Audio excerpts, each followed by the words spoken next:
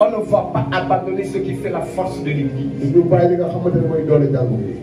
Regardez, beaucoup de gens, voilà, beaucoup de gens, aujourd'hui, les gens quittent leurs églises et ils vont chercher la solution ailleurs.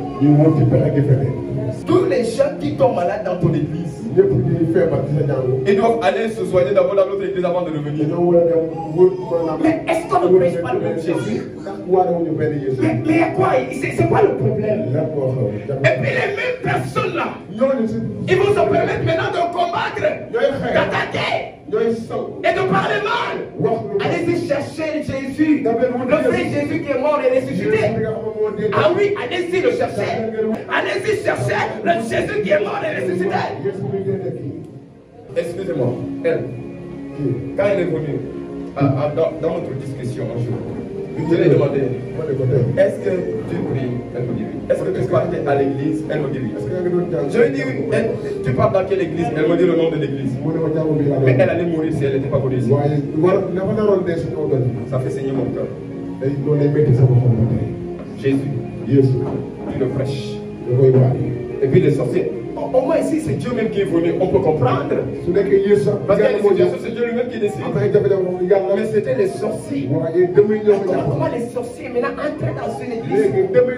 Ils prennent ton fidèle, celui que tu appelles ma fille. Ils le prennent. Il faut le mettre faire sa vie. Et puis tu es là, tous les dimanches tu prêches. Tous les dimanches tu prêches Jésus.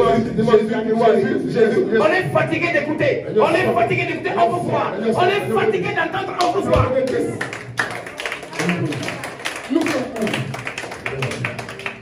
On est fatigué d'entendre. On vous voit. Regardez, sa fille spirituelle est malade. Elle voulait mourir par la sorcellerie. Et elle ne peut pas l'aider. Je dis les choses là malgré moi. Parce qu'en fait, on doit faire en sorte que l'église devienne l'église qu'elle était. L'église n'est plus l'église des apôtres. L'église de Pierre et de Paul. Oh my God. Pierre marche. Son nombre touche les malades et puis les malades sont guéris. Est-ce que c'était la magie?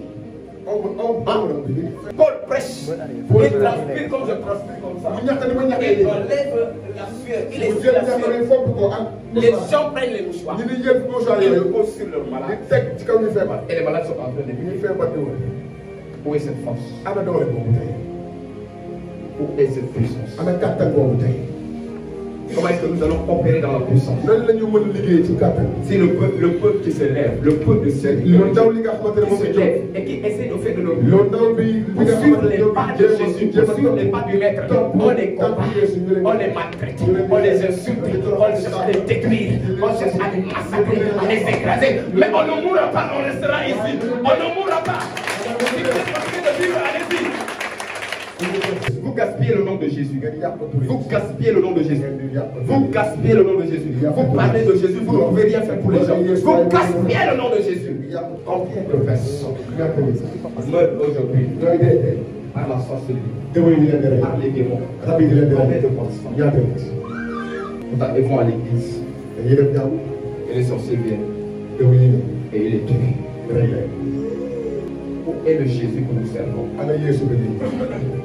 Maintenant, écoutez-moi bien. Vous voulez qu'on dépose la puissance de Jésus par terre? Et on n'a qu'à laisser les gens mourir, c'est ça? Et on laisse les gens mourir, c'est ça? On les laisse avec leurs problèmes, leurs charges, le fardeau. Si je fais ça, moi, si je fais ça, au ciel, la première chose que Jésus va me demander, qu'est-ce que tu as fait de la puissance que je t'ai donnée? Parce que tout le monde va rendre compte.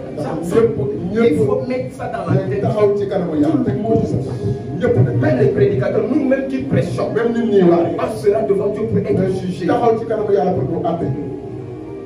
Vous ne savez pas ça? Si tu as reçu quelque chose de Dieu, tu n'utilises pas ça. Tu seras jugé.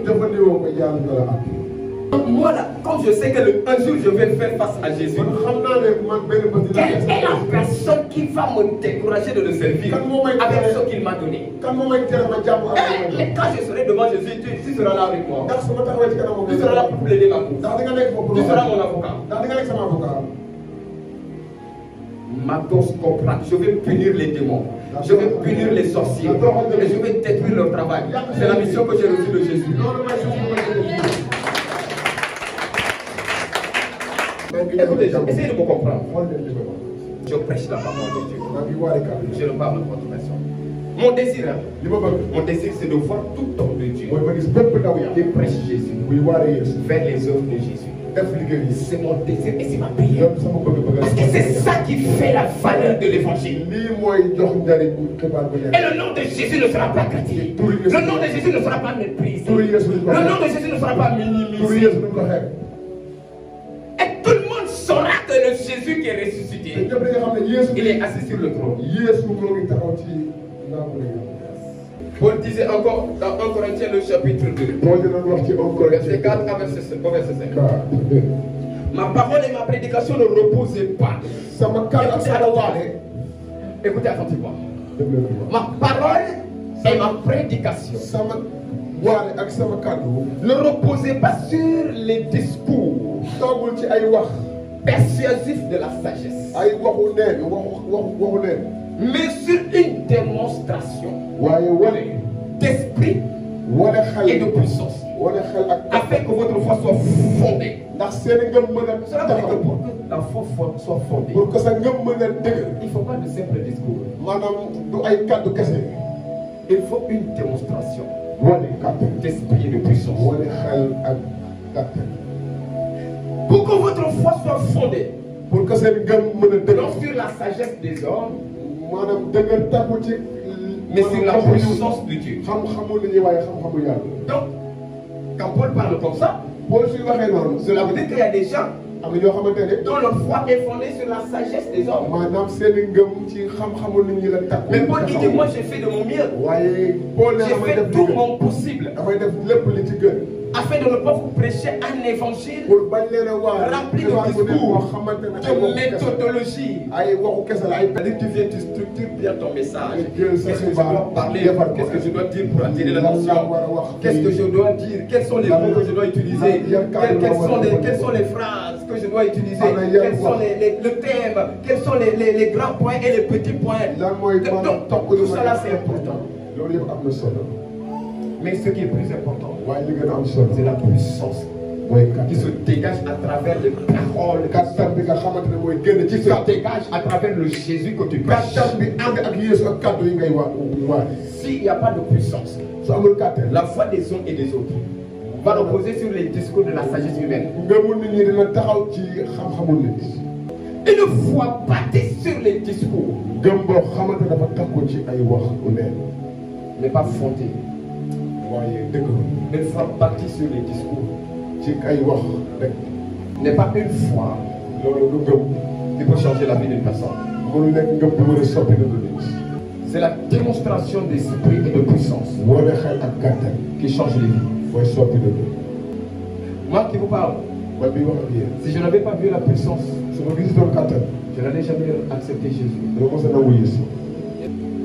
Voilà pourquoi Jésus a envoyé les disciples avec la puissance. Pas seulement avec des discours, pas seulement avec des paroles, avec la puissance.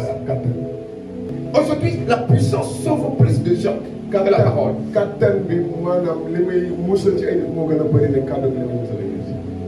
Et ici au Sénégal, pour sauver les gens,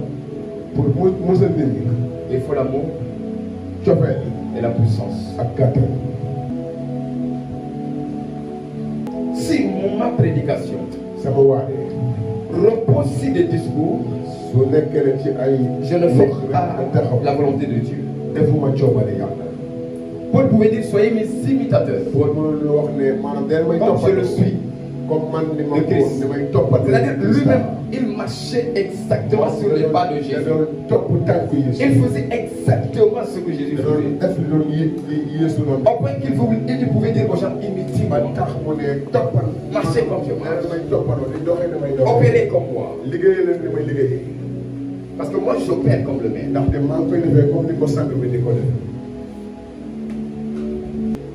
Dis avec moi.